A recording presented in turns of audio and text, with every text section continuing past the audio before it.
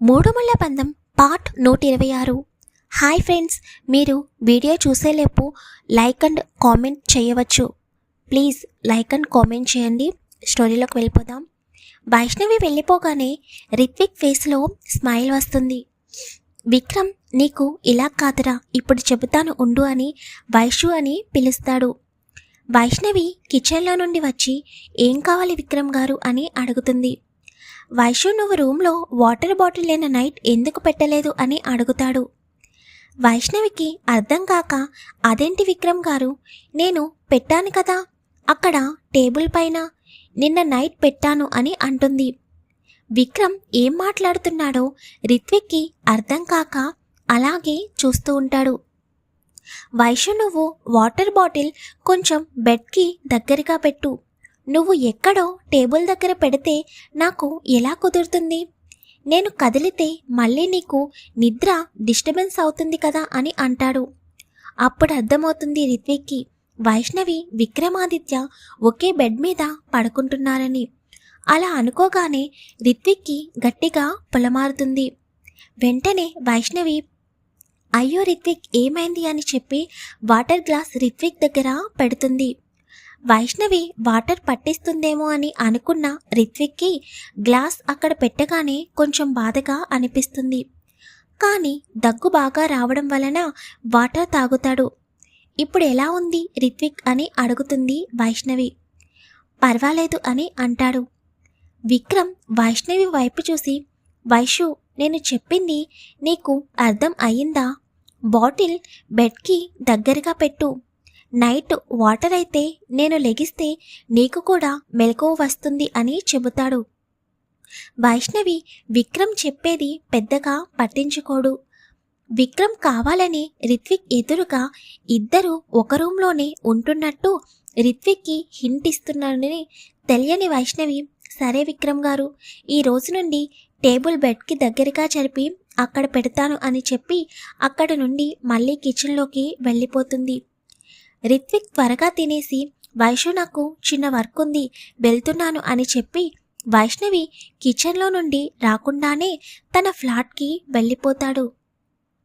వెళ్తున్న రిత్విక్ వైపు చూస్తున్న విక్రమ్, లేకపోతే నా దగ్గరే వేషాలు వేస్తున్నావా? మా ఇద్దరి మధ్య నువ్వు ఎప్పటికీ అపార్థాలు సృష్టించలేవు. ఈ దెబ్బకి నీకు నైట్ అంతా నిద్ర పట్టదు అని నవ్వుకుంటూ వైషు అని పిలుస్తాడు. అయ్యో విక్రమ్ గారు, పెరుగు తీసుకురావడానికి కిచెన్లోకి వెళ్ళాను అని అనుకుంటూ వచ్చి రిత్విక్ ఏడి అని అడుగుతుంది. వర్క్ ఉందని వెళ్ళిపోయాడులే కానీ ఇలా రా అని చెప్పి వైష్ణవిని తన వడిలో కూర్చోబెట్టుకుని తనకి గోరుముద్దలు తినిపిస్తాడు విక్రమ్. వైష్ణవి చాలా ఇష్టంగా విక్రమ్ పెట్టే గోరుముద్దలను తింటూ ఉంటుంది. రిత్విక్ ఫ్లాట్లోకి వెళ్ళిన తర్వాత అక్కడున్న ఫ్లవర్ వాజ్ని గట్టిగా నేలకేసి కొడతాడు. తనకి చాలా కోపంగా అనిపిస్తుంది. విక్రమ్ వైష్ణవిని హక్ చేసుకోవడం, వైష్ణవికి ఫుడ్ తినిపించడం, తర్వాత ఇద్దరు ఒకే రూమ్లో ఉంటున్నారని తనకి తెలిసేటట్టు మాట్లాడడం, దానికన్నా ఇద్దరు ఒక రూమ్లోనే పడుకుంటున్నారని తెలుస్తుంటే రిత్విక్కి కోపం పెరిగిపోతుంది. ఎందుకు వైషు, నీకు నేను ఎందుకు నచ్చడం లేదు? ఎంత ప్రేమ చూపించాను నీ పైన. ఏ రోజు కష్టం రాకుండా చూసుకున్నాను. ఈరోజు ఆ విక్రమాదిత్య చూపించే ప్రేమ నీకు ఎక్కువైపోయిందా? లేక వాడి దగ్గర డబ్బులున్నాయని వాడికి పడిపోయావా అని రిత్విక్ ఏం మాట్లాడుతున్నాడో తనకి కూడా అర్థం కాకుండా కోపంలో ఏదేదో మాట్లాడుకుంటూ ఉంటాడు. అవును, నా దగ్గర డబ్బులు లేవని, నేనొక అనాథనని అని అనుకుని నాతో ఫ్రెండ్షిప్ చేశావు. ఆ విక్రమాదిత్య కోట్లకు పడగలెత్తిన వాడని తెలిసిన తర్వాత వాడిని ప్రేమించావు. ఇదేనా నీ క్యారెక్టర్? నాతో చాలా గొప్పగా చెప్పావు కదా, నాకు డబ్బున్న వాళ్ళంటే ఇష్టం లేదు, అలాంటి వాళ్ళతో స్నేహం చేయను అని. మరిప్పుడు నువ్వు ఏం చేశావు? ప్రపంచంలోనే కోటీశ్వరులలో ఒకడైన ఆ విక్రమాదిత్యని ప్రేమించావు. ఈరోజు వాడే నీ జీవితం అని చెబుతున్నావు. నిజంగా నువ్వు వాడిని ప్రేమిస్తున్నావా? లేక వాడి వెనుక ఉన్న డబ్బుని ప్రేమిస్తున్నావా అని ఏదేదో మాట్లాడుతూ మళ్ళీ నార్మల్ అయ్యి ఛీ నేనేంటి వైష్ణవి క్యారెక్టర్ని ఇంత నీచంగా మాట్లాడుతున్నాను. లేదు వైష్ణవి అలాంటి అమ్మాయి కాదు.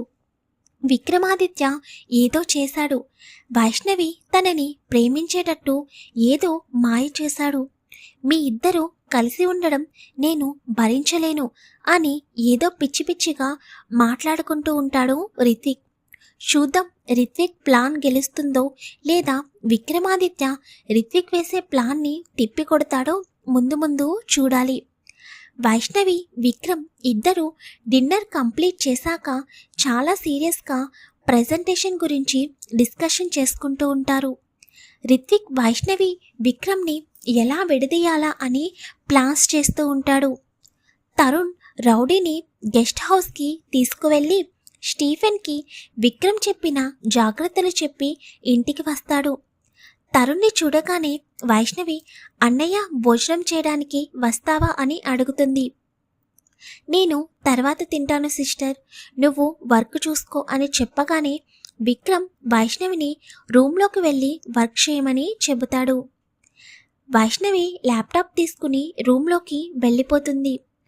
తర్వాత విక్రమ్ తరుణ్ దగ్గరికి వచ్చి ఏమైంది, వాడిని గెస్ట్ హౌస్లో రూమ్లో లాక్ చేశారా అని అడుగుతాడు. అవును బావా, నువ్వు చెప్పినట్టే స్టీఫెన్కి చెప్పాను. అలాగే నువ్వు మిగతా రౌడీల డీటెయిల్స్ కూడా చెప్పావు కదా. స్టీఫెన్ని మొత్తం అబ్జర్వ్ చేయమని చెప్పాను. తను నీకు కాల్ చేస్తాను అని చెప్పాడు అని అంటాడు తరుణ్. ఓకే, మిగతా వాళ్ళ సంగతి రేపు చూస్తాను అని అంటాడు. సరే బావా, నేను నీతో ఒక విషయం అడుగుతామని అనుకున్నాను. మార్నింగ్ ఒక పర్సన్ సిస్టర్ గురించి అడిగాడు. అతను మన ఫ్లాట్కి ఎదురుగా ఉన్న ఫ్లాట్లో నేను వస్తున్నప్పుడు చూశాను. అతను ఉండేది ఇక్కడేనా? ఆ పర్సన్ నాకు మన ఆఫీస్లోనే ప్రాజెక్ట్ హెడ్గా చేస్తున్నానని చెప్పాడు.